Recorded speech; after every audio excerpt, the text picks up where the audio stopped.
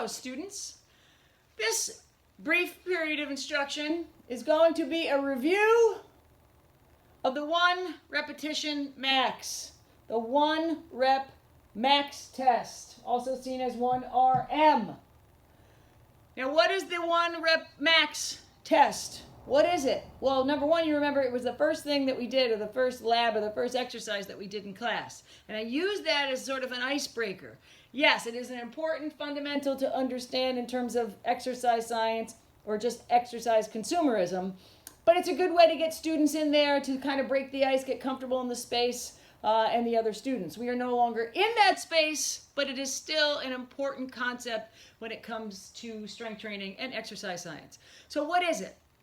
The 1 repetition max test is a measure of your maximum strength for 1 repetition, or your maximum force production for 1 repetition for a particular exercise.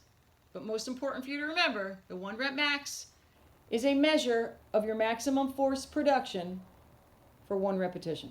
Okay, 1 rep max, simple, right? So we use that for exercise prescription, but I'm actually going to do that in a separate video. I want you to remember that we talked about how you could approach this exercise or this lab. You can do it 2 ways. You do an actual 1 rep max test, and what that requires is for you to try or to do as many trials as it takes until you find a weight that you can lift for 1 repetition and 1 repetition only.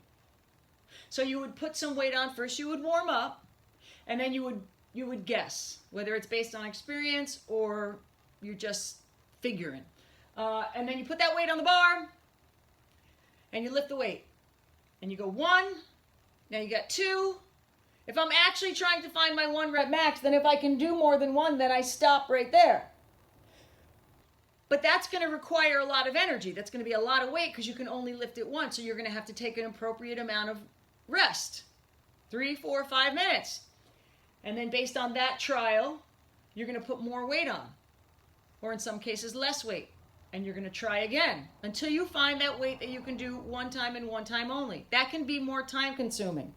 Also, if I'm a beginner and I am not familiar with the bench press or how to do it properly, I might have a greater likelihood to injure myself if I hadn't had the experience in terms of what that line is, that push line.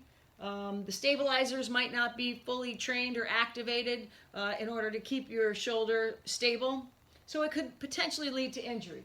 So what we did in class was the predicted 1 rep max. And we said as long as you perform less than 10 repetitions, we used a chart, but it's based on math. And studies in exercise science, we can use that chart to determine, to predict what your 1 rep max might be. And so the reason that we use the predicted is it's safer for a beginner, and we have different experience levels always in that class, so this one is safer, and it's actually a little bit more efficient, a little bit faster.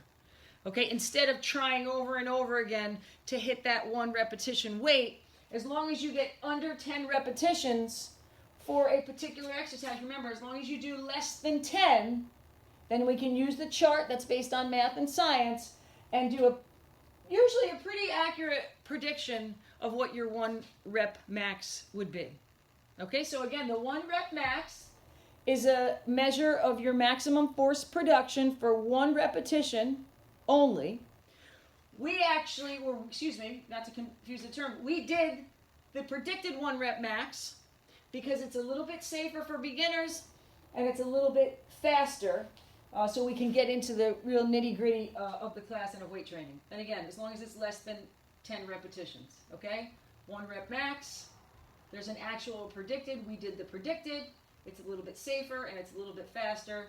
And again, as long as you do less than 10 repetitions, that should be pretty accurate in helping you determine what that 1 repetition max would be.